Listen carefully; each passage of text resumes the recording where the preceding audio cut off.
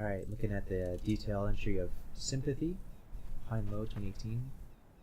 Uh, it's it's interesting. You know, you got this mining shaft location going on here. I think it's interesting. Okay, first of all, I got the elephant in the room. The displacements look like they're melting, and they're kind of janky.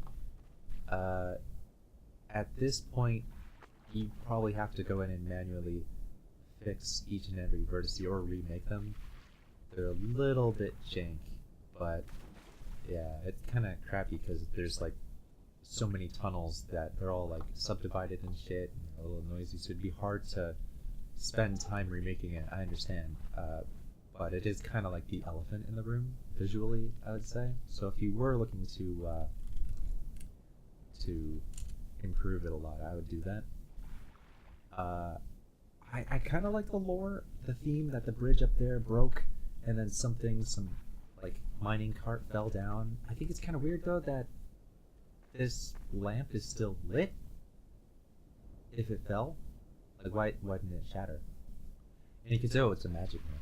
And you're like, all right, I'm willing to, froze, stuck in time or something like that.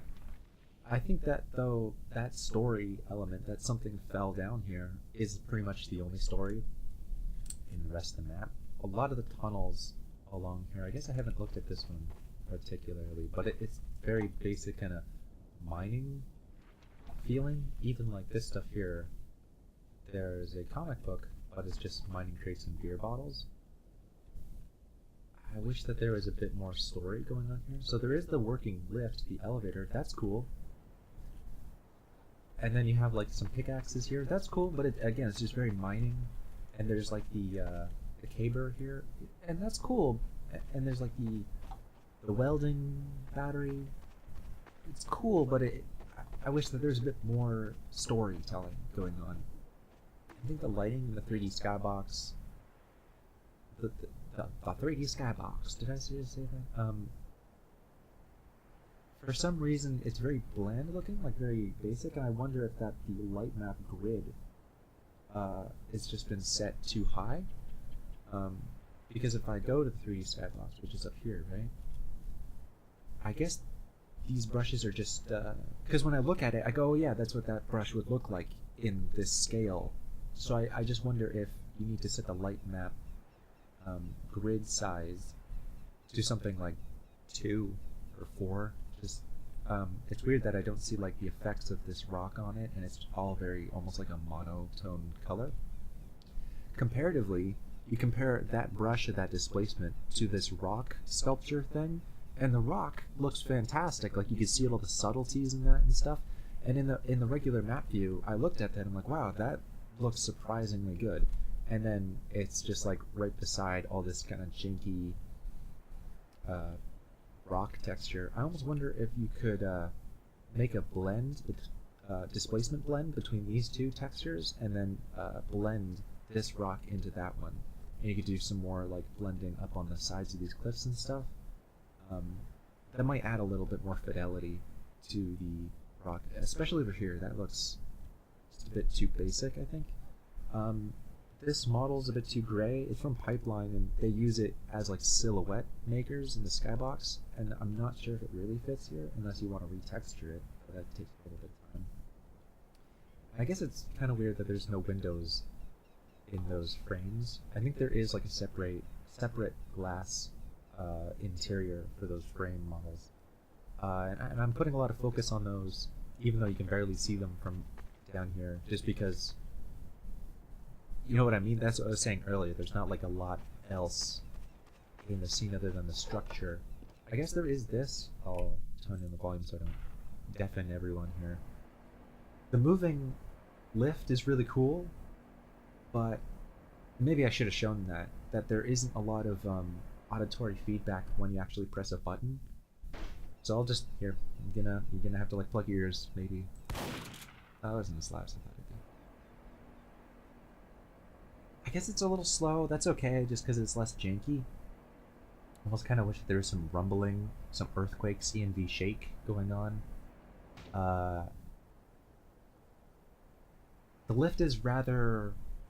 It's cool, the functionality is cool, But I wish that when you clicked it, it was more like a switch. Like you could have some switch, maybe from like Half-Life or something. Maybe I don't know if that would actually work. And then just like when you shoot it, you just toggle the downward flip animation, you know, and you hear kicking of like the metal creaking and stuff. But just you shoot, and then there's like a delay of nothing, and you're like, did it work? Did that do anything? You don't hear like of like some creaking or like something going on here, you know? I guess it's also kind of weird because there's a truck here, and it maybe this leads somewhere, but there's like, where did the truck come from? Did it just like get dropped in here by crane or something? I could maybe see that, honestly, if there's just like enough cranes. You could like there's this thing here, I guess. Maybe. Not sure. It is a bit weird that there's a truck in here, though. Just like, how did it get in here?